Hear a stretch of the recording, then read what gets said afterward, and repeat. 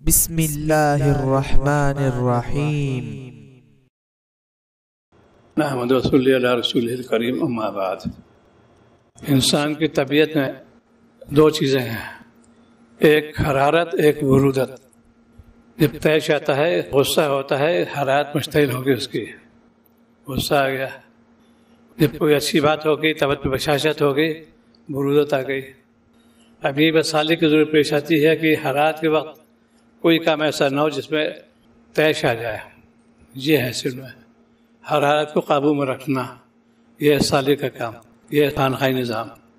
برودت حرارت دونوں چیزیں ہیں، اگر یہ قبضے میں آ گئی وہ کامیاب ہو گیا، دنیا میں بھی اور آخرت میں بھی۔ لیکن یہ مشکل ہے جب تک کہ تزکیہ نفس نہیں کرو گے۔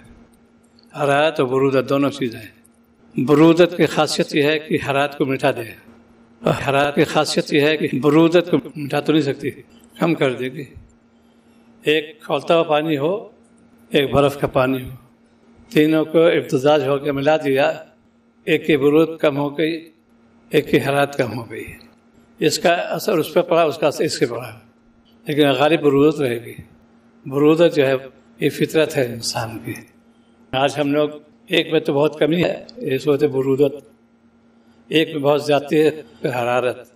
اور یہ حرارت کو جو ہے اصل میں جب طبیعت خلاف معاملہ پیش آ جائے اور حرارت مشتعل ہونے لگے، اس وقت برودت تو تم حکم دو بھائی ادھر ٹھنڈا کر دو۔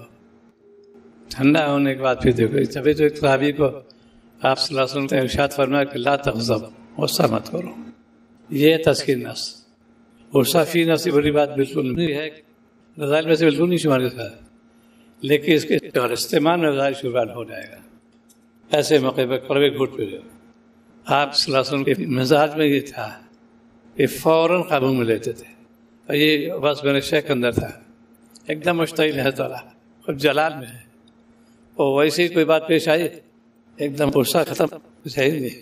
باقاعدہ حضرت سوال کیا ہے تاکہ غصہ بہت جلدی آ جاتا ہے، تو حضرت فرمایا کہ جلدی ختم ہو جاتا ہے، یہاں پر بظاہر غصہ دکھانا پڑتا ہے۔ سیدھا عمر فاروق رضی اللہ تعالیٰ عنہ غصہ تو آتا تھا ان کو بھی، لیکن خلاف شرع پر۔